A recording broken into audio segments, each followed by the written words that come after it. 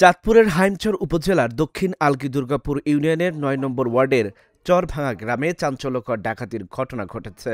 গভীর রাতে মুখোশধারী সশস্ত্র ডাকাত দল স্থানীয় প্রাথমিক বিদ্যালয়ের শিক্ষক দম্পতির বাড়িতে হামলা চালিয়ে পরিবারকে অস্ত্রের মুখে জিম্মি করে স্বর্ণালংকার, নগদ অর্থ, মোবাইল ফোন সহ প্রায় ২০ লাখ টাকার মালামাল লুটে নিয়ে যায়।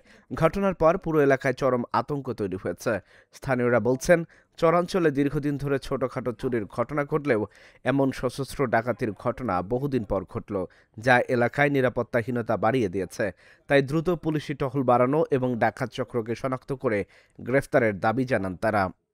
আমার করে ধুম করে লাথি দিয়ে অথবা অন্য কিছু দিয়ে পুরো দরজা ভেঙে ঘরে ঢুকছে। ঢুকে সাথে সাথে বুঝতে পারছে যে ডাকাত। ঢুকে পরে ৩-৪ জন অলরেডি আমার রুমে চলে গেছে। রুমে চলে যাওয়ার পরে আমি অলরেডি আত্মসমর্পণ করে ফেলছি, কারণ ওদের হাতে বড় শাবল ছিল, বড় দাও ছিল, তারপর ছুরি ছিল, বড় ছোট ছুরি ছিল। অলরেডি আমার এলোপাতারে কিলঘুষি তো দিছেই। হঠাৎ করে কেসি গেটের শব্দ পাইছিলাম, তারপরে দুইজনই লাফ দিয়ে উঠছি। বাচ্চাটা ঘুমানো ছিল মাঝখানে। তাড়াতাড়ি দরজার কাছে গেছি। ওখানে যাইয়া আমার হাজব্যান্ড দরজাটা টেনে ধরে রাখছিল। কেসি গেট খোলার মনে হয় ৫-৭ সেকেন্ডও লাগে নাই, তারা হুড় করে সবাই ঘরে ঢুকে পড়ছে, ৮ জনের মতো। এরপরে আমাদের বেডরুমের যে দরজাটা ওইটা টেনে ধরে রাখছে আমার হাজব্যান্ড। আমি মোবাইলটা মাত্র হাতে নিয়েছি। ওরা ৮ জনে যখন টেনে নিয়েছিল, ধরে রাখতে পারে না, আমার হাজব্যান্ডকে ফেলে দিছে নিচে, মারধর করছে।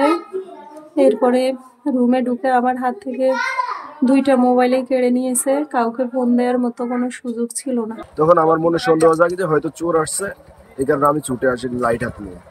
কিন্তু আসি এখানে চোর চোর বলে চিৎকার করলে 2 জন পালায়। 2 জন পালালে আমি তাদের পিছু ছুটতে গেলে আমাকে 3 জন ধাওয়া করে এবং আমার উপরে অ্যাটাক করে।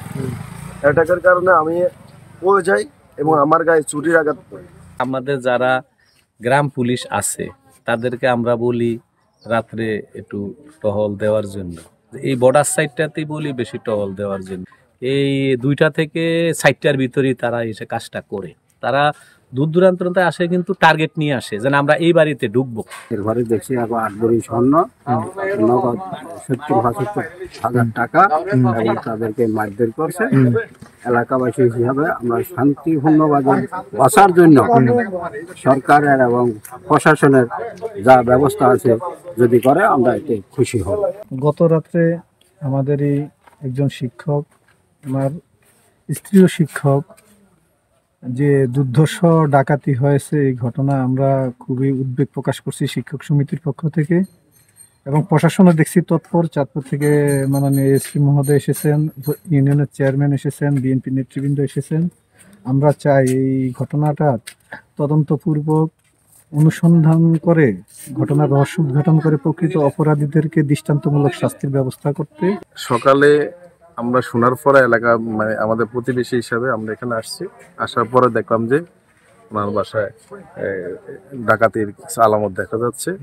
ডাকাতরা ডাকাতি করে 2টি মোবাইল, নগদ 78,000 টাকা, ওনার ভাষ্য মতে 8 ভরি স্বর্ণ নিয়ে গেছে।